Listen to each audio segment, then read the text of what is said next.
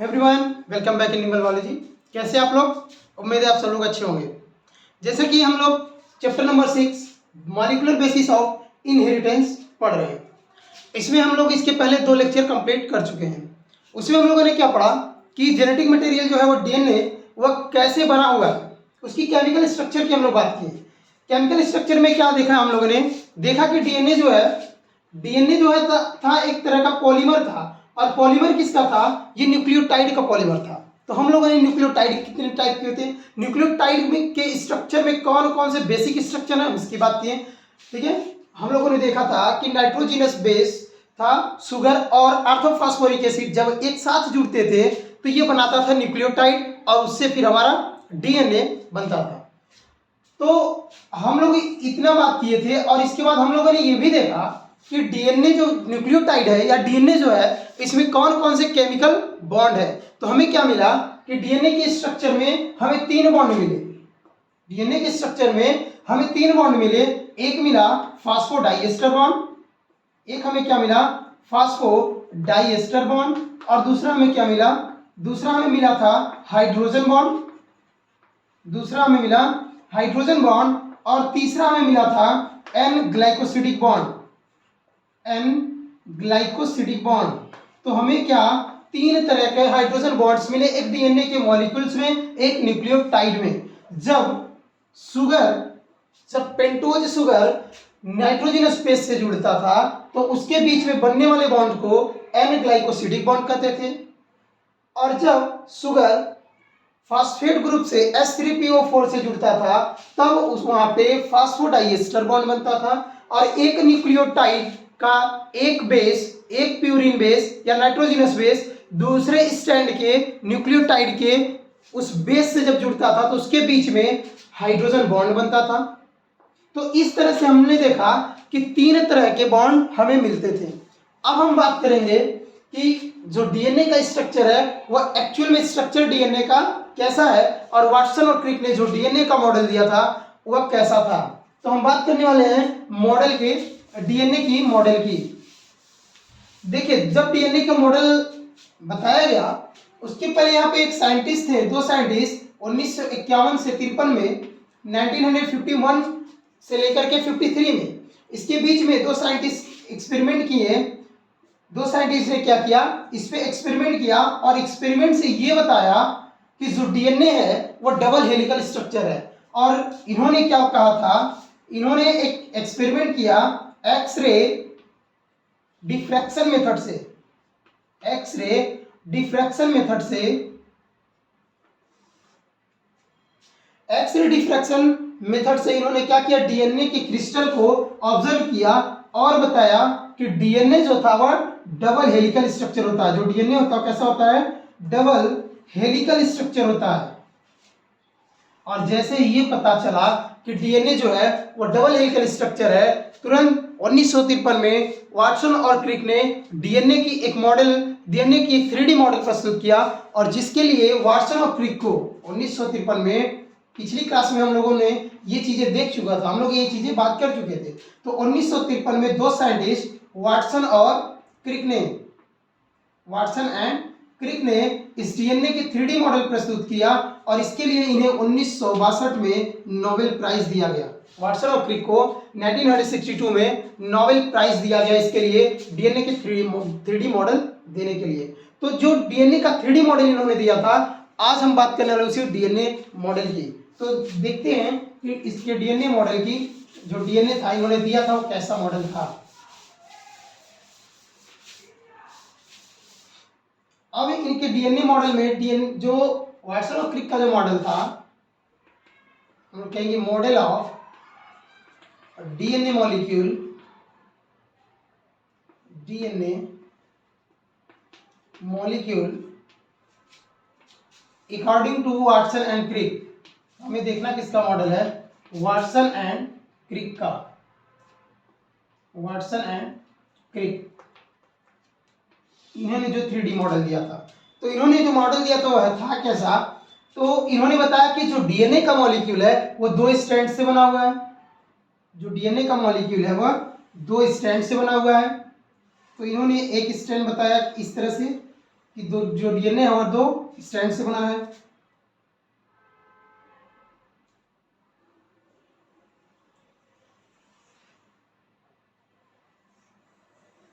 तो ये मान लेते दोनों स्ट्रैंड है डीएनए का, और इन्होंने कहा जो दोनों स्ट्रैंड है डीएनए का वो दोनों स्ट्रैंड एक दूसरे के एंटी पैरेलल अरेंज हैं।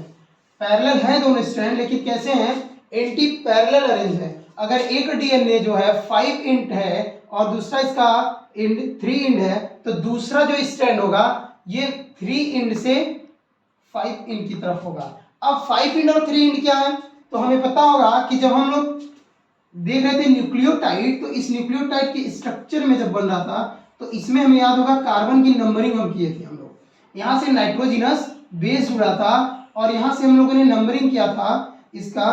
यहाँ पे कार्बन नंबर 1 2 3 4 और यहाँ पे जो जुड़ा हुआ था CH2OH, जो हम लोग कार्बन नंबर 5 कहते थे।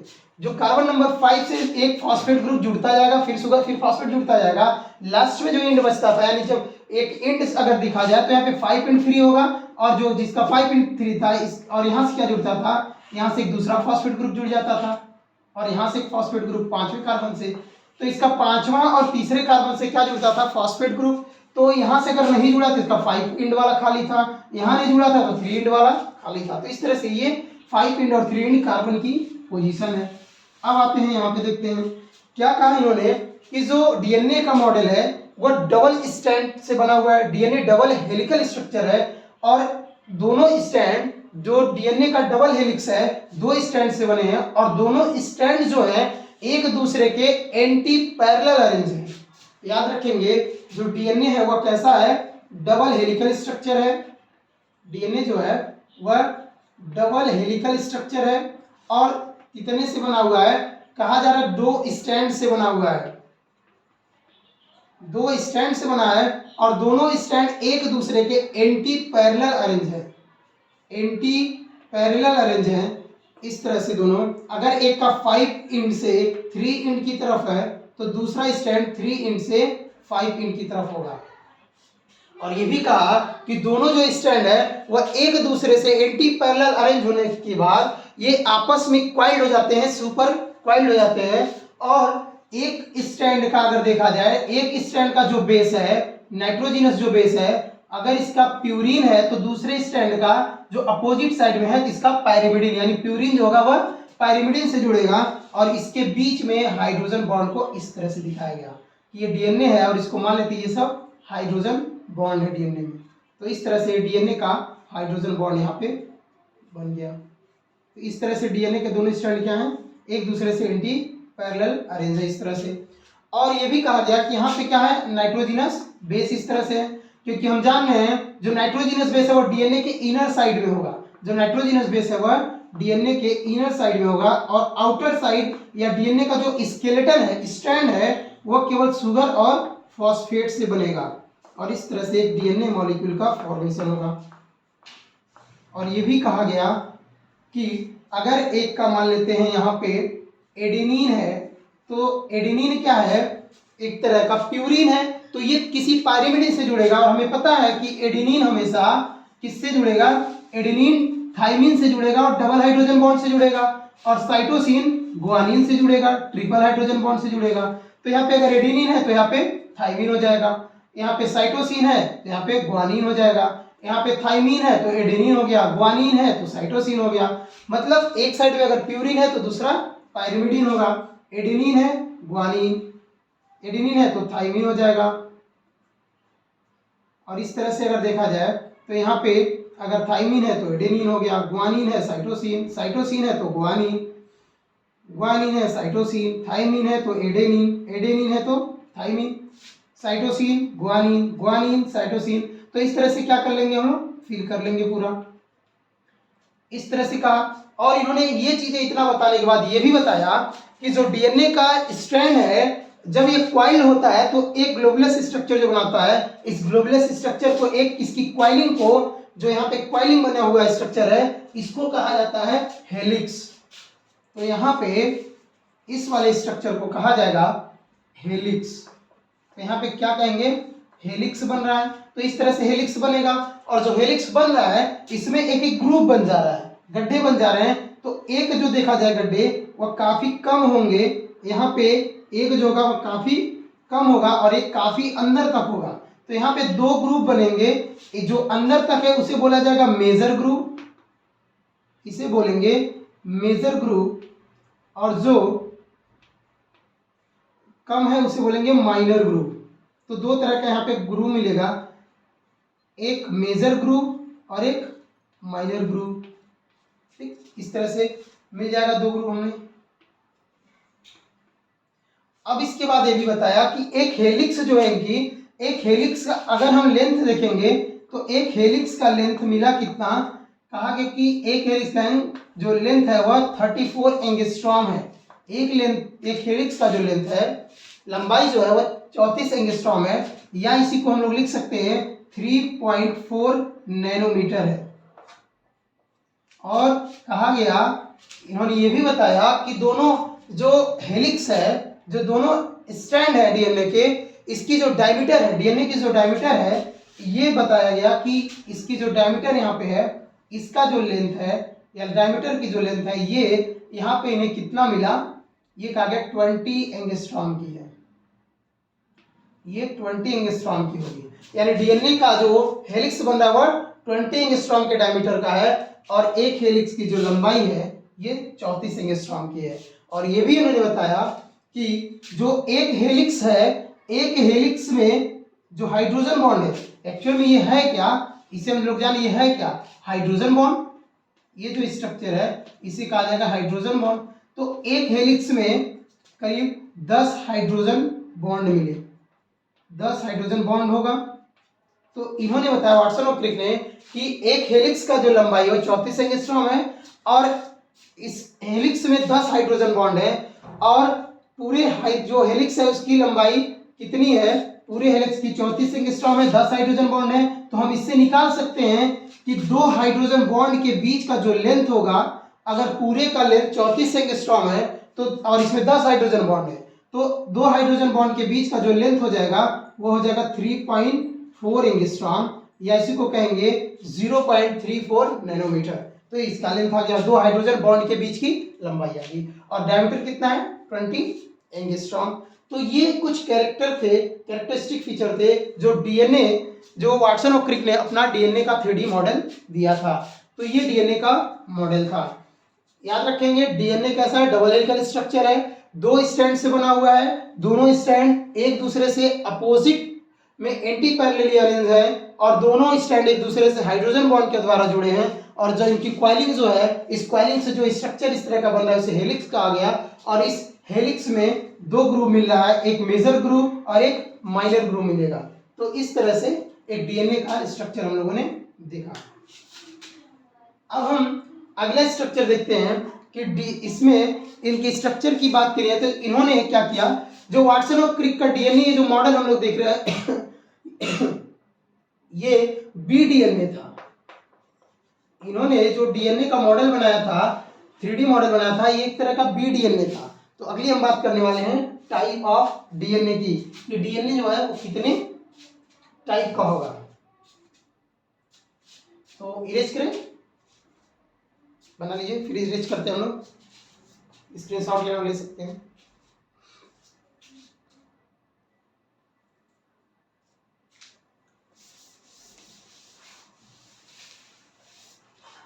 तो अब बात करते हैं टाइप ऑफ डीएनए की, कि डीएनए कितने टाइप का होगा।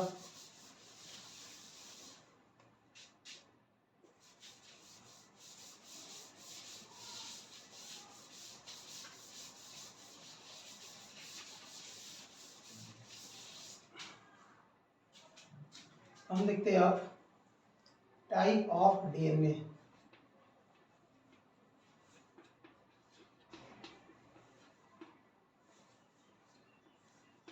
देखिए डीएनए जो होगा वो तीन टाइप का होता है, जो डीएनए है वह तीन टाइप का होगा।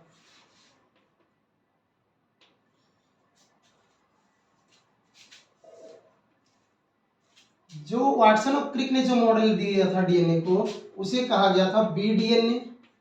तो एक होता है बीडीएनए और दूसरा होता है एडीएनए,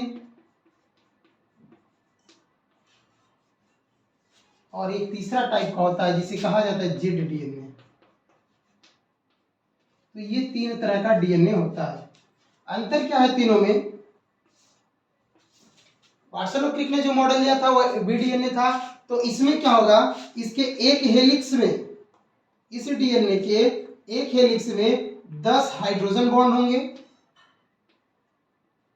हमें टाइप ऑफ डीएनए डिटेल नहीं पढ़ना, बस जानना क्या है कि तीनों में क्या मेन अंतर है। तो जो बी डीएनए था इसके एक हेलिक्स में 10 हाइड्रोजन बॉन्ड थे और ये राइट हैंडेड था, राइट हैंडेड रोटेशन था इसमें।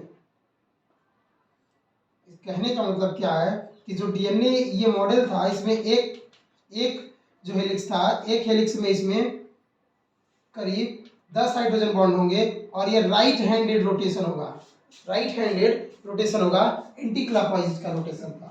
दूसरा डीएनए जो ए डीएनए होगा, ये क्या होगा, सेल का कंसंट्रेशन अगर कुछ ज़्यादा बढ़ जाएगा तो इस केस में इसका जो एक हेलिक्स है, इसके एक हेलिक्स में 11 हाइड्रोजन बॉन्ड, 11 हाइड्रोजन बॉन्ड पाए जाएंगे।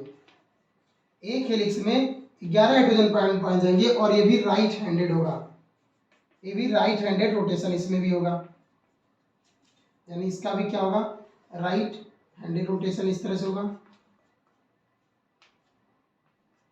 इस तरह से इसमें भी रोटेट करेगा एंटी क्लॉकवाइज। और जो तीसरे टाइप का डीएनए था, अगर सेल का कंसंट्रेशन कुछ ज्यादा बढ़ जाए या उसमें NaCl का लेवल बढ़ जाए तो कंसंट्रेशन बढ़ने की वजह से जो डीएनए है इसकी कॉइलिंग और तेज हो जाएगी और सुपरपाइल्ड हो जाएगा और इसमें क्या होगा, इसके एक हेलिक्स में 12 या 12 हाइड्रोजन बॉन्ड होंगे। और एक और डिफरेंस आएगा इसमें कि यहाँ पे ये राइट हैंडेड नहीं, ये लेफ्ट हैंडेड हो जाएगा, अपोजिट हो गया, लेफ्ट हैंडेड। इसका मतलब यहाँ पे क्या हो जाएगा, जो ये डीएनए इसकी रोटेशन जो हो जाएगी वो कुछ इस तरह से हो जाएगी, इधर हो जाएगी, इस तरह से ये रोटेट करेगा, क्लॉकवाइज में रोटेट कर जाएगा। तो इस तरह से जो डीएनए का टाइप था वो 3 तरह का डीएनए हमें मिलेगा। एक को कहा जाएगा बी डीएनए, जो वाटसन और क्रिक ने जिसका मॉडल लिया था वो बी डीएनए था, इसके एक हेलिक्स में 10 हाइड्रोजन बॉन्ड थे और ये राइट हैंडेड था। जो दूसरा होता है ए डीएनए, इसमें क्या होगा, एक हेलिक्स में 11 हाइड्रोजन बॉन्ड होंगे और ये भी राइट हैंडेड होगा। जेड डीएनए के एक हेलिक्स में 12 हाइड्रोजन बॉन्ड यानी 12 हाइड्रोजन बॉन्ड होंगे और ये लेफ्ट हैंडेड हो जाएगा। तो इस तरह से 3 तरह के हमें डीएनए मिलेंगे। अगला बात करेंगे हम लोग डीएनए पैकेजिंग की। देखते हैं डीएनए पैकेजिंग क्या है। चलिए रेस्ट करते हैं, अगला देखते हैं डीएनए पैकेजिंग। हो गया होगा सबका?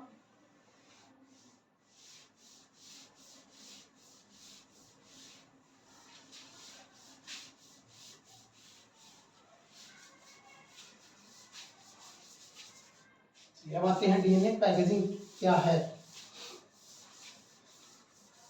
यानी इसमें हम बात करेंगे कि हमारा जो डीएनए है, एक सेल में हमारे डीएनए का टोटल लेंथ कितना होगा और डीएनए का जो लेंथ है वो हमारे एक छोटे से न्यूक्लियस में कैसे ये ऑर्गेनाइज हुआ होगा। तो हम बात करेंगे अगला डीएनए पैकेजिंग की। डीएनए पैकेजिंग की, अब इस यहाँ पे कुछ एग्जांपल हमारे एनसीईआरटी लिखा हुआ है, तो पहले हम उस डाटा को लिख लेते हैं। इसमें क्या कह रहा है कि एक बैक्टीरियोफेज है, तो सबसे पहले हम यहाँ पढ़ेंगे यही कि बैक्टीरियोफेज होता क्या है, उसके बाद थोड़ा सा जान लेते हैं। बैक्टीरियोफेज का मतलब क्या होगा कि बैक्टीरियोफेज, बैक्टीरियो मीन्स क्या है, ये बैक्टीरिया, बैक्टीरियो मीन्स बैक्टीरिया और फेज मीन्स होता है पॉइजन यानी वायरस। कहने का मतलब एक ऐसा वायरस जो बैक्टीरिया को डिजीज कॉज कर दे, उस वायरस को बोलते हैं बैक्टीरियोफेज। यानी एक ऐसा वायरस जो बैक्टीरिया को बीमारी कर दे, बैक्टीरिया को डिजीज कॉज कर दे, उसे बोलेंगे बैक्टीरियोफेज या डिजीज कॉजिंग वायरस। ये है एक तरह का, हम इस तरह का स्ट्रक्चर कई बार हम लोग देखे होंगे, इस तरह का एक टीएमवी वायरस के बारे में।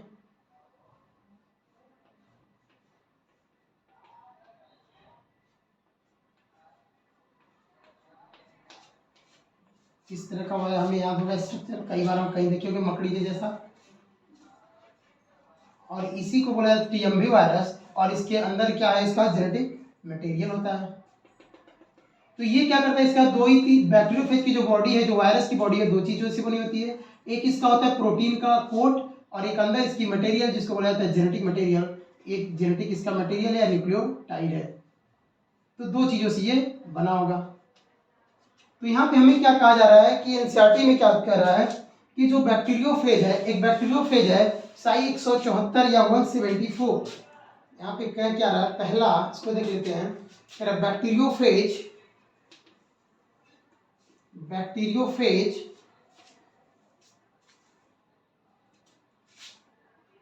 साई 174 174 जो है, इसके पास करीब 5386 यानी 5386 न्यूक्लियोटाइड है।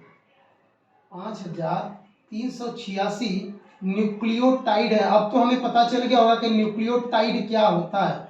न्यूक्लियोटाइड क्या होता है, तो जो बैक्टीरिया का जेनेटिक मटेरियल है, ये करीब 5386 न्यूक्लियोटाइड से बना होगा, यानी 5386 न्यूक्लियोटाइड से बना होगा। या हम इसको याद कर लेंगे कि बैक्टीरियोफेज साई 174 174 जो है, इसके पास इतने न्यूक्लियोटाइड हैं।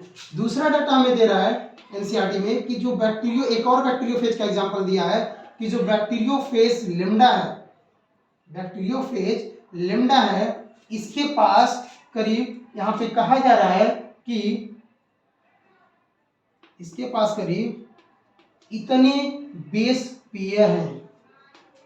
इसके पास यहाँ पे 48,502 बेस पेयर हैं इस बैक्टीरियोफेज के पास, बैक्टीरियोफेज लिम्डा के पास। दूसरा कह रहा है, अब यहाँ पे कह रहा है कि एक और एग्जांपल, एक और, इस बार ये दोनों क्या थे, ये दोनों वायरस थे, बैक्टीरिया में डिजीज कॉज करने वाले वायरस थे, जिसे हम लोग कह रहे थे बैक्टीरियोफेज। अब यहाँ पे एक बैक्टीरिया का भी एग्जांपल लिया गया है। एक बैक्टीरिया है एस्चेरिचिया कोलाई, या जिसे हम कहते हैं ई कोलाई। इस ई कोलाई बैक्टीरिया के पास 4.6 इंटू 10⁻9 बेस पेयर हैं। अब एक बार डाटा मिला लेंगे, इसको मैच कर लेंगे, 9 है कि 6 है, एनसीईआरटी में एक बार मैच कर लेंगे। तो देखते हैं, इसके पास एक ई कोलाई बैक्टीरिया है जिसके पास क्या है, 4.6 इंटू 10⁻9 बेस पेयर है। ये इसके पास इतने हैं, एक बार मैच कर लेंगे डाटा। चलिए तो आगे देखते हैं। ये जो डाटा है ये 4.6 इंटू 10⁻6 है, इसको सही कर लेंगे। तो ये हो गया, इसके पास क्या है, इतने बेस पेयर हैं। यानी बैक्टीरियोफेज जो 174 है उसके पास 5386 न्यूक्लियोटाइड है। बैक्टीरियोफेज लिम्डा जो है 48502 बेस पेयर है। और एक ई कोलाई जो बैक्टीरिया है, इसके पास 4.6 इंटू 10⁻6 बेस पेयर है। और कह रहा है कि एक ह्यूमन का टिपिकल सेल, एक ह्यूमन का हैप्लॉइड टिपिकल सेल, अगर ह्यूमन की सेल की हम बात कर लें तो ह्यूमन का एक सेल जो है, और वो भी कैसा हैप्लॉइड है, एन स्टेज में अगर है, तो इस हैप्लॉइड सेल में कहा जा रहा है 3.3 इंटू 10⁻9 बेस पेयर है। एक ह्यूमन का टिपिकल सेल में करीब 3.3 इंटू 10⁻9 बेस पेयर ह्यूमन के एक सेल में है, और वो भी हैप्लॉइड स्टेज में, एन स्टेज में। और ह्यूमन का सेल जो होता है वह डिप्लॉइड स्टेज होता है। तो अगर इसको देखा जाए, उम्मीद है सबका हो गया होगा। अब आगे देखते हैं अगला डाटा, इसमें इरेज कर देते हैं। उम्मीद है समझ में आ रहा होगा। जिसको जहां डाउट होगा वो एक बार कमेंट जरूर करेगा। चलिए आगे देखते हैं।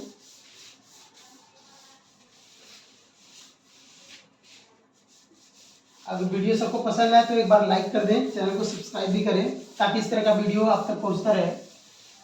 किसी सजेशन सुझाव के लिए कमेंट कर सकते हैं। चलिए अगला देखते हैं हम।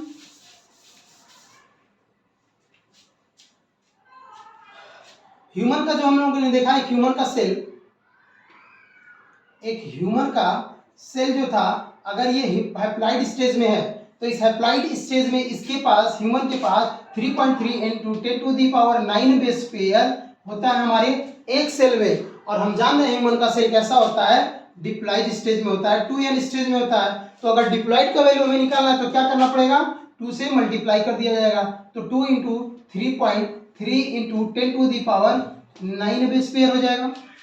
और अगर इसका देखा जाए वैल्यू कितना आएगा तो 6.6 इंटू 10⁻9 बेस पेयर हो जाएगा। यानी हमारे एक डीएनए में ह्यूमन सेल में एक सेल जो है उसके डीएनए में कुल करीब जो कह रहा है कुल जो है वो बेस पेयर की बात कर रहा है। ये है क्या, ये सब बेस का पेयरिंग है। तो यहाँ पे हमारे पास जो है कुल 6.6 इंटू 10⁻9 बेस पेयर है। हमारे पास करीब 6.6 इंटू 10⁻9 बेस पेयर है। अब बेस पेयर क्या है, डीएनए में हम देखे थे कि एक प्यूरिन जो बेस है वो दूसरे स्ट्रैंड के पायरिमिडिन बेस से जुड़ता था, तो यहाँ पे और किससे जुड़ता था, हाइड्रोजन बॉन्ड। तो यही बेस पेयर का नंबर हमें पता चल गया। और अगर हमें बेस पेयर का पूरा नंबर पता चल गया सेल में, और हम ये भी जान रहे हैं कि दो बेस के बीच का जो दो हाइड्रोजन बॉन्ड है इसके बीच का लेंथ हमें पता है, और टोटल नंबर ऑफ हमें नाइट्रोजनस बेस पता चल गया, बेस पेयर पता चल गया, तो क्या हम इस पूरे डीएनए का लेंथ नहीं निकाल सकते हैं? निकाल सकते हैं। इसलिए हम पूरे डीएनए, एक सेल में जो पूरा डीएनए है उसका लेंथ निकाल सकते हैं। क्यों? क्योंकि हमें दो हाइड्रोजन बॉन्ड के बीच का लेंथ भी पता है, और एक डीएनए में हमारे एक सेल में जो टोटल बेस पेयर है वो भी पता है। तो क्या करना पड़ेगा हमें, कैसे निकालेंगे? तो इसके लिए क्या करेंगे, टोटल जो हमारे एक सेल में बेस पेयर है वो इतना हो गया, और दो हाइड्रोजन बॉन्ड के बीच का जो लेंथ है वो कितना है, वो है 0.34 नैनोमीटर। अब हमें क्या करना है, इस नैनोमीटर को चेंज कर लेना मीटर में। तो आंसर कितना आ जाएगा हमारा, आ जाएगा 0.34 इंटू 10⁻9 मीटर, -9 मीटर।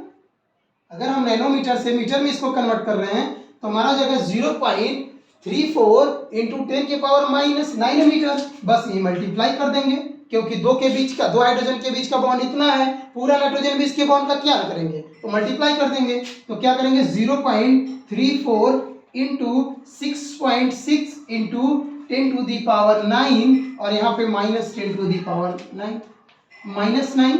अब यहाँ पे क्या हो गया, मीटर और बेस पेयर, मीटर और किस में निकालना है, मीटर बेस पेयर में।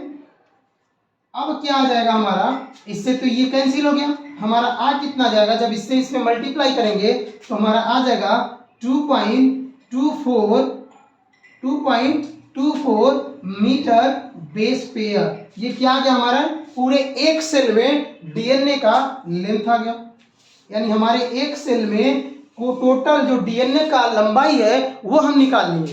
तो एक सेल का लंबाई हमें कितना आया, हमारे एक सेल में डीएनए का जो लंबाई है वो करीब 2.2 मीटर का है, यानी 2 मीटर का डीएनए हमारे एक सेल में है। अब क्वेश्चन ये है कि हमारा सेल जो है, हमारा डीएनए होता कहाँ पे है, तो सेल के अंदर एक छोटा सा न्यूक्लियस होता है, और इस न्यूक्लियस की साइज भी कितना, करीब 10 टू दी पावर, न्यूक्लियस की जो साइज है करीब 10 टू दी पावर -6 मीटर, करीब लगभग हमारा जो न्यूक्लियस का साइज है वो 10 की पावर -6 मीटर। इतना छोटा डीएनए है, इतना छोटा हमारा न्यूक्लियस है, और इस न्यूक्लियस में करीब 2 मीटर का डीएनए होगा। और ये डीएनए 2 मीटर का कैसे न्यूक्लियस में होगा, इसी चीज को हमें समझना है। इसी को कहा जाता है पैकेजिंग, कैसे ये इतना बड़ा डीएनए हमारे न्यूक्लियस में पैक्ड है। तो आइए देखते हैं कैसे ये पैक्ड होगा। सब लोग लिखे होंगे। तो अगला है, इसको देखते हैं, न्यूक्लियोसोम से रिलेटेड है, कैसे ये पैक्ड है इस चीज को देखते हैं। चलिए अब आगे आते हैं, कैसे पैक्ड है हमारा डीएनए एक न्यूक्लियस, छोटे से न्यूक्लियस में। अब यहाँ पे क्या है कि हम जान रहे हमारा न्यूक्लियस काफी छोटा है, और हमारा डीएनए का साइज 2 मीटर का है, 2.24 यानी 2.2 मीटर का है। तो कहा जा रहा है कि जो हमारा डीएनए है वो पैक्ड कैसे है। तो यहाँ पे एक चीजें समझेंगे कुछ इंपॉर्टेंट नोट्स के जरिए, कि जो प्रोकैरियोटिक का डीएनए है, जो प्रोकैरियोटिक सेल होते हैं, प्रोकैरियोटिक जो सेल होते हैं, इनके पास तो न्यूक्लियस ही नहीं होता है। हमारे पास तो न्यूक्लियस है, इनके पास न्यूक्लियस नहीं होगा। तो इनका जो डीएनए होता है वो पूरे सेल में नहीं फैला होता है। इनके पास तो न्यूक्लियस नहीं, हमारे पास तो न्यूक्लियस है, हमारा डीएनए न्यूक्लियस से बंद है। लेकिन प्रोकैरियोटिक सेल के पास न्यूक्लियस ही नहीं, तो क्या इनका डीएनए पूरे सेल में फैला होगा? नहीं, इनका भी डीएनए एक एरिया में पाया जाता है जिसे हम न्यूक्लियोइड कहते हैं। इनका भी जो डीएनए होगा एक सेल में फैला होगा, एक एरिया में फैला होगा जिसको हम लोग न्यूक्लियोइड कहते हैं। और कैसे होगा? क्योंकि इन बैक्टीरिया जो है इनके पास एक सेल में यहाँ पे कोई पॉजिटिव प्रोटीन पाया जाएगा और इसी पॉजिटिव प्रोटीन के चारों तरफ इनका डीएनए इस तरह से घिरा होता है। चारों तरफ से डीएनए इसी तरह से यहाँ पे पैक होगा, एक जगह पे उपस्थित होगा, प्रेजेंट होगा। तो इस तरह से इनमें होगा। लेकिन हम बात करने जा रहे हैं अपनी सेल की, यूकैरियोटिक सेल की। तो जो हमारा सेल है वह ऐसा नहीं होगा। हमारे पास क्या है? न्यूक्लियस है, इनसे काफी ज्यादा कॉम्प्लेक्स फॉर्म में होगा। तो हमारा डीएनए कैसे एक छोटे से न्यूक्लियस में है? तो उसके लिए क्या है कि हमारे पास जो हमारा डीएनए है, जो हमारा सेल है, हमारे न्यूक्लियस के अंदर एक पॉजिटिव प्रोटीन पाई जाती है। क्या पाई जाती है? हमारे सेल के अंदर एक पॉजिटिव प्रोटीन पाई जाती है और इस पॉजिटिव प्रोटीन को कहा जाता है हिस्टोन प्रोटीन। इस पॉजिटिव प्रोटीन को क्या कहेंगे? Histone protein. और हिस्टोन प्रोटीन जो है इसके पास काफी ज्यादा अमाउंट में कुछ बेसिक एमिनो एसिड होते हैं। इसके पास एमिनो एसिड होंगे, वो भी कैसे? बेसिक नेचर के एमिनो एसिड होंगे, बेसिक नेचर के। और ये जो है दो एमिनो एसिड है, एक का नाम है लाइसिन और एक का नाम है आर्जिनिन। तो यहाँ पे यानी कहने का मतलब जो हमारा सेल है, हमारा न्यूक्लियस है, हमारे न्यूक्लियस में पॉजिटिव प्रोटीन है और ये पॉजिटिव प्रोटीन को कहा जाता है हिस्टोन प्रोटीन। और ये हिस्टोन प्रोटीन दो बेसिक एमिनो एसिड इसके ज्यादा पाए जाएंगे, एक हिस्टीन और दूसरा एक लाइसिन और दूसरा आर्जिनिन। अब कहा जा रहा है कि जो ये हिस्टोन प्रोटीन है ये पॉजिटिव नेचर का है, पॉजिटिव कैरेक्टर का है, बेसिक नेचर का है। और हमारा डीएनए कैसा है? हमारा डीएनए कैसा है? हमारे डीएनए के अंदर पाया गया है H3PO4। इसकी वजह से, इस एसिड की वजह से, हमारा डीएनए है एसिडिक नेचर का और इसकी वजह से डीएनए पे हमारे निगेटिव चार्ज आ जाता है और बोलते हैं हमारा डीएनए कैसा है? निगेटिवली चार्ज है।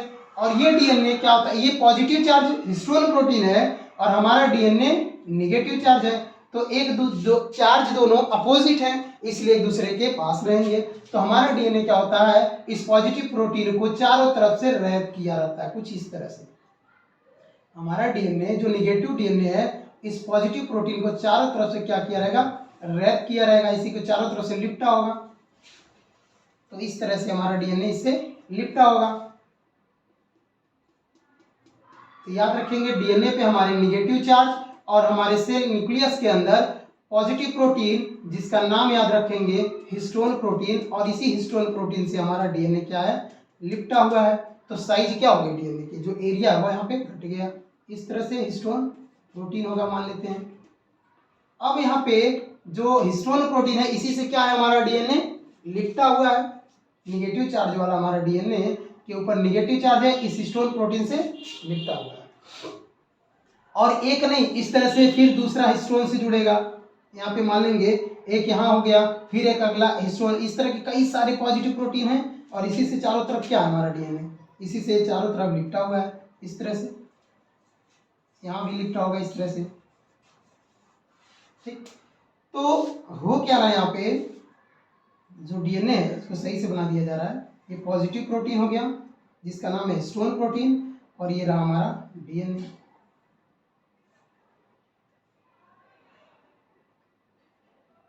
ये हमारा डीएनए लिप गया इसके ऊपर।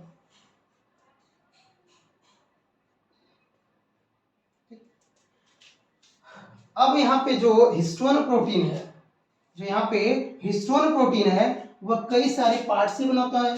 करीब इस तरह के हिस्टोन प्रोटीन जो है वह 8 हिस्टोन प्रोटीन एक साथ जुड़ जाते हैं और हिस्टोन ऑप्टोमर बनाते हैं। जो हिस्टोन प्रोटीन है ये 8 हिस्टोन प्रोटीन एक साथ जुड़ते हैं तो हिस्टोन का क्या बनता है? ऑप्टोमर। और इसी ऑप्टोमर से हमारा डीएनए अटैच होगा, तो ये हिस्टोन का ऑप्टोमर है। और इसमें कितने पार्ट होंगे? हिस्टोन प्रोटीन कितने टाइप का होगा? तो यहाँ पे एक होगा H2A, दूसरा होगा H2B और तीसरा है H3 और H4 और एक हिस्टोन है H1। तो इतने तरह का हिस्टोन प्रोटीन जो है ये होगा H1, H2A, H2B, H3 और H4। जो H2A, H2B, H3, H4 है, इससे क्या बनेगा, इससे हमारा ये पूरा स्ट्रक्चर बनेगा। और जो H1 है वो क्या करता है, H1 प्रोटीन इस डीएनए को इस डीएनए से एक दूसरे से अटैच करता है, ताकि ये रैपिंग जो है डीएनए की वो खुले नहीं। जो रैप है ये डीएनए की जो यहाँ पे एक दूसरे को लिपटा हुआ है इस हिस्टोन प्रोटीन पे, ये खुले नहीं। इसके बीच में यहाँ पे एक और हिस्टोन प्रोटीन है जिसको कहा जाता है H1 यानी हिस्टोन 1 प्रोटीन, यहाँ पे हो गया इस तरह से। और फिर यहाँ क्या कह रहा है कि हिस्टोन प्रोटीन जो है H1 हो गया, और इसमें कितने पार्ट हैं, इसमें H2A है, H2B है, H3 है, H4 है। अब जो यहाँ पे पार्ट डीएनए का कुछ रह जा रहा है, ये वाला पार्ट जो एक हिस्टोन प्रोटीन है और दूसरा हिस्टोन प्रोटीन है, इसके बीच में जो डीएनए है, इस डीएनए को कहा जाता है लिंकर डीएनए। ये भी याद कर लेंगे, लिंकर डीएनए, क्योंकि यही डीएनए है जो एक हिस्टोन को दूसरे हिस्टोन से जोड़ने का काम कर रहा है। तो इस पार्ट को बोला जाएगा लिंकर डीएनए। यानी एक यहाँ पे जो स्ट्रक्चर है, एक हिस्टोन प्रोटीन और दूसरा हिस्टोन प्रोटीन जो डीएनए रैप है, इसके बीच का जो डीएनए है इसको कहा जाता है लिंकर डीएनए। तो इस तरह के स्ट्रक्चर को इस तरह से बार बार हमारा डीएनए हिस्टोन प्रोटीन पर रैप होकर के हम क्या बनाता है, क्रोमैटिन फाइबर बनाता है, कलर फाइबर बनाता है इस तरह से। तो हमें कैसा दिखेगा, जो डीएनए हमारा इस तरह से क्या करेगा, क्रोमैटिन फाइबर बनाएगा। तो इस तरह से बार बार जुड़ करके ये बनाएगा इस तरह का स्ट्रक्चर। और यही जो स्ट्रक्चर है, जब इसी को हम लोग देखते हैं माइक्रोस्कोप से या कंसंट्रेटेड सॉल्यूशन में जब इसको रख देते हैं, तो ये जो स्ट्रक्चर है हमें कुछ इस तरह से दिखती है। किस तरह से दिख रही है, ऐसे कुछ दिखेगी। यानी जो यहाँ पे धागे होंगे क्रोमैटिन फाइबर होंगे, और ये क्रोमैटिन फाइबर हिस्टोन प्रोटीन से इस तरह से अटैच होगा। यानी हमारा जो डीएनए है वो इस तरह से अटैच होगा, किससे, रैप होगा किसके ऊपर, हिस्टोन प्रोटीन के ऊपर। और जब इसको देखा जाएगा तो इस तरह से क्रोमैटिन फाइबर दिखेगा। और इसी को जैसे दिख कैसे रहा, जैसे लग रहा है स्ट्रिंग जैसा, माले जैसा लग रहा है, यहाँ पे बीट्स ऑन स्ट्रिंग जैसा दिखे, इसी को कहा जाएगा बीट्स ऑन स्ट्रिंग। यानी जिस तरह से माले के अंदर मोती लगे होते हैं, सेम ऐसे ही हमें स्ट्रक्चर दिखेगा। माला दिखेंगे, माले में क्या होते हैं, मोती लगे होते हैं। तो ऐसे ही हमें यहाँ पे स्ट्रक्चर दिखेगा, ऐसा लगेगा कि माला के धागे हैं और उस पर क्या लगा हुआ है, मोती लगा हुआ है। जब डीएनए का इस तरह का स्ट्रक्चर दिखता है तो इसी को कहा जाता है न्यूक्लियोसोम। इसी को क्या कहेंगे, न्यूक्लियोसोम। तो अगर हमसे पूछे न्यूक्लियोसोम में क्या है, तो डीएनए जो है वो हिस्टोन प्रोटीन पर बार बार रैप करके क्रोमैटिन फाइबर बनाता है। और इसी क्रोमैटिन फाइबर को जब हम इस तरह से देखते हैं तो जैसे दिखता है मोतियों का माला होता है उस तरह का दिखेगा। इसी को कहा जाएगा बीट्स ऑन स्ट्रिंग, या इस तरह के डीएनए के स्ट्रक्चर को कहा जाएगा न्यूक्लियोसोम। तो इस तरह से बार बार रैप करके इसके ऊपर हमारा डीएनए, 2 मीटर का डीएनए एक छोटे से न्यूक्लियस में 10⁻⁻⁶ मीटर के डीएनए में हमारा, मीटर के न्यूक्लियस में हमारा इतना बड़ा डीएनए पैक होता है। तो ये था हमारा डीएनए पैकेजिंग। उम्मीद है सबको समझ में आया होगा। तो ये बना लेंगे इमेज न्यूक्लियो। अगर हमसे पूछेगा न्यूक्लियोसोम में क्या है तो बता देंगे ये न्यूक्लियोसोम क्या होगा। अब आ गए थे हेडिंग पे, इसकी शॉर्ट जिसको ले सकता है। चलिए तो अब बात करते हैं रेप्लिकेशन की। अगला टॉपिक रेप्लिकेशन, यानी ये क्या था, अभी तक हम लोगों ने क्या पढ़ा, डीएनए की पैकेजिंग की बात की है। अब हम बात करेंगे अगली टॉपिक कि एक डीएनए से दूसरा डीएनए कैसे बनता है। यानी अगला हम लोग का हेडिंग है डीएनए रेप्लिकेशन। हो गया होगा। अब आते हैं डीएनए रेप्लिकेशन पे।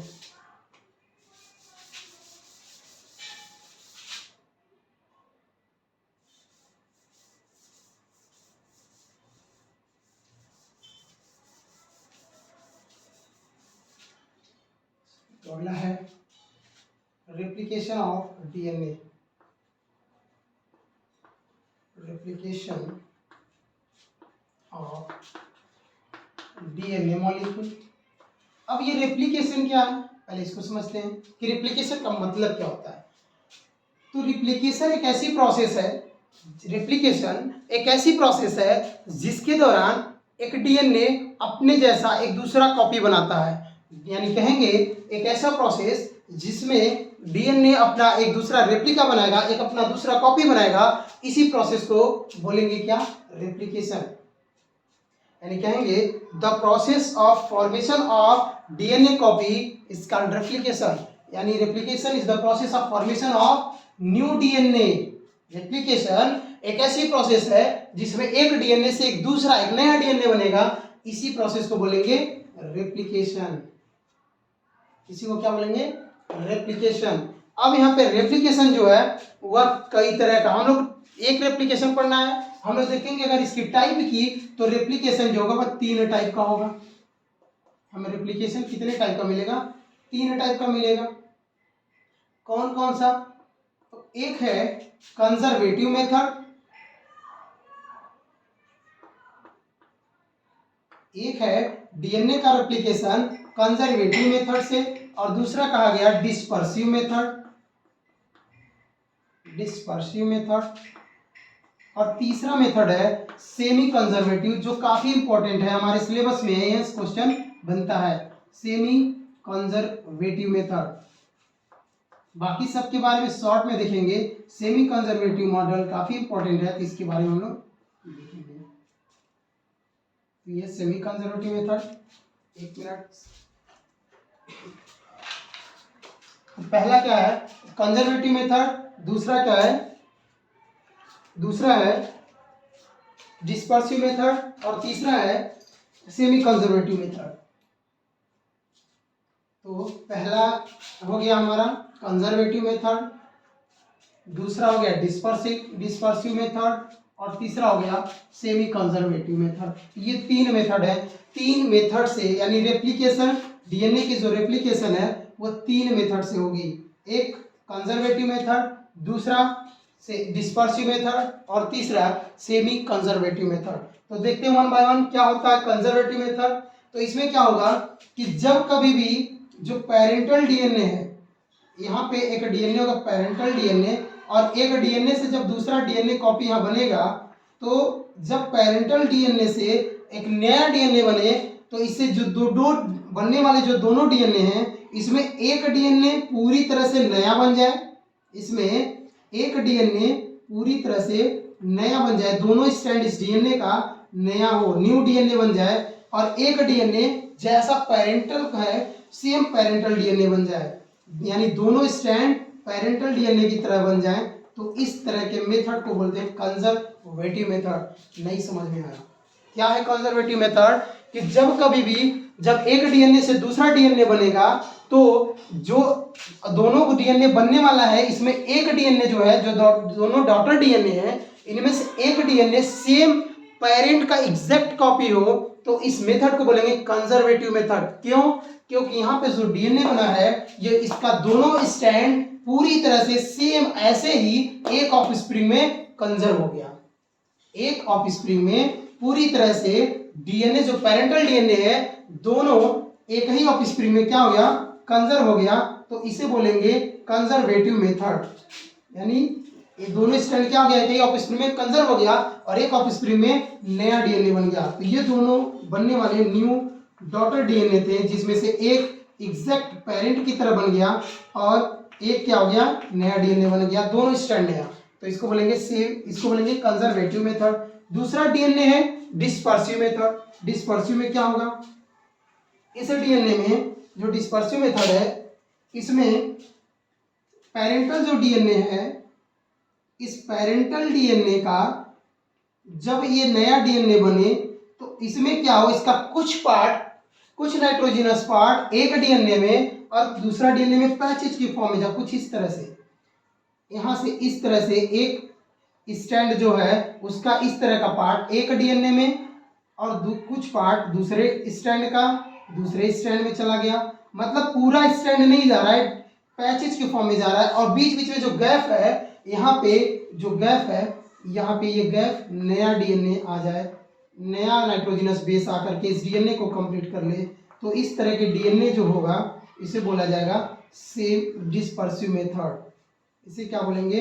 Dispersive method.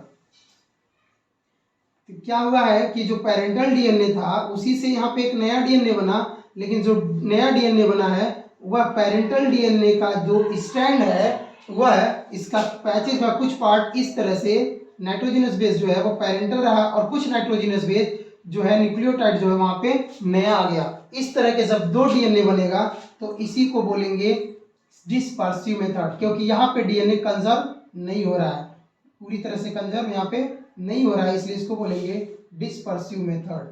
तो इसे बोलेंगे हम लोग डिस्पर्सिव मेथड। ये हो गया डिस्पर्सिव मेथड।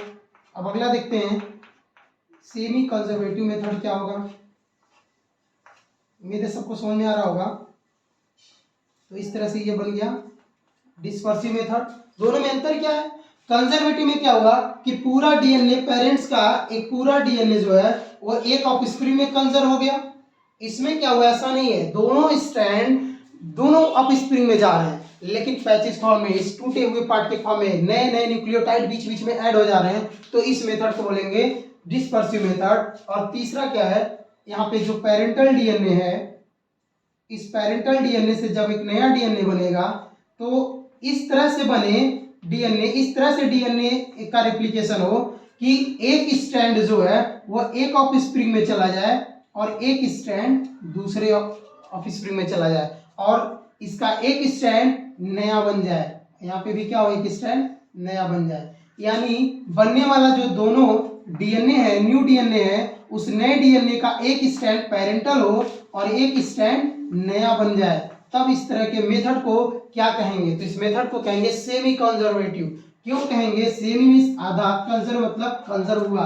यहाँ पे पूरा डीएनए एक ऑफस्प्रिंग में कंजर्व हुआ था, यहाँ पे ऐसा नहीं हुआ। यहाँ पे पेरेंट का जो डीएनए एक स्ट्रैंड था वह एक ऑफस्प्रिंग में चला गया, एक स्ट्रैंड दूसरे ऑफस्प्रिंग में चला गया, यानी यहाँ पे पेरेंटल डीएनए कंजर्व हुआ लेकिन 50% आधा ही कंजर्व हुआ, इसलिए इसको बोलेंगे semi conservative method of DNA replication. तो यहाँ पे डीएनए का जो रेप्लिकेशन है वह तीन तरीके का होगा। कौन कौन सा होगा? कंजर्वेटिव मेथड, डिस्पर्सिव मेथड और सेमी कंजर्वेटिव मेथड। कंजर्वेटिव में क्या होगा? पेरेंटल का पूरा डीएनए एक ऑफस्प्रिंग में कंजर्व होगा और एक का पूरा नया बनेगा, तो इसको बोलेंगे कंजर्वेटिव, क्योंकि यहाँ पे डीएनए एक ऑफस्प्रिंग में पूरी तरह से कंजर्व हो गया।